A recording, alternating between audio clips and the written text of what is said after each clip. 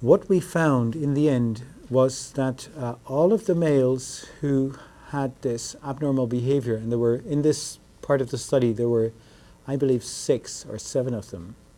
All of those males had the same genetic profile, which was clearly different from 12 normal males in the same family.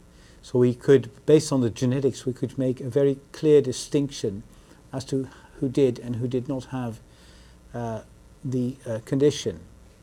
And the genetic difference was on the X chromosome, where we thought it might be, and it was in a very specific region of the X chromosome that carried an interesting gene called MAO A, because MAO A is very, very vital for the breakdown of all these neurotransmitters that are in the brain.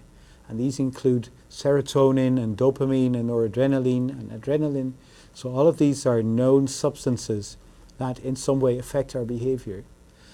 There just had never been a genetic mutation that affects this gene or these neurotransmitters. There was just no report in the literature. But looking at the gene, it seemed quite a credible candidate for such a behavioral problem. I first got in contact with Dr. Xander Brakefield from Harvard, and we did some studies with her. And then I think within a year I established contact with Shih here in Los Angeles to talk about what we had done, and she was very interested. And they were also doing some very interesting basic work on MAO functions.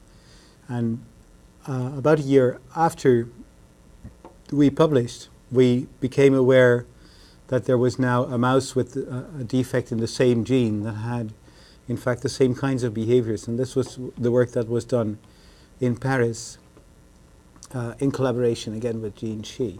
So I think within a year we were exchanging information and exchanging some biological samples as well to set up a collaboration.